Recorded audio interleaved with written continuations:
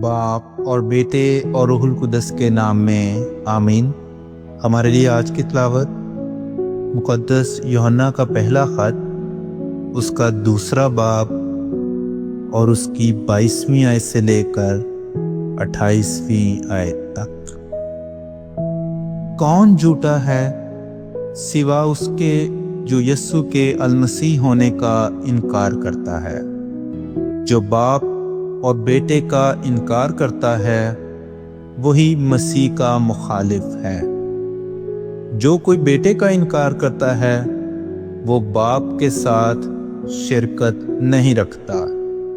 جو کوئی بیٹے کا اقرار کرتا ہے اس کی شرکت باپ کے ساتھ بھی ہے۔ جو تم نے شروع سے سنا ہے وہی تم میں قائم رہے۔ جو تم نے شروع سے سنا ہے اگر وہ تم میں قائم رہے تو تم بھی بیٹے اور باپ میں قائم رہو گے۔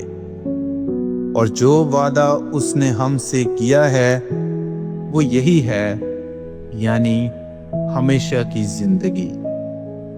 میں نے یہ باتیں ان کی بابت تمہیں لکھی ہیں جو تمہیں فریب دیتے ہیں، لیکن وہ مسیح جو تم نے اس میں پایا ہے تم میں قائم رہتا ہے، اور تم اس کے محتاج نہیں کہ کوئی تمہیں سکھائے، بلکہ جیسے اس کا مسیح تمہیں سب باتیں سکھاتا ہے ویسے ہی وہ سچ ہے اور جھوٹ نہیں۔ اور جیسے اس نے تمہیں سکھایا ویسے ہی تم اس میں قائم رہو۔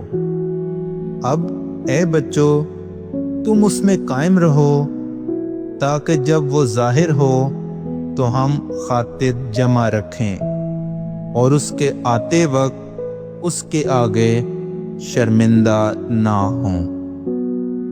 کلام اقدس کا پڑھا اور سنا جانا ہم سب کے لیے باعث برکت ہو۔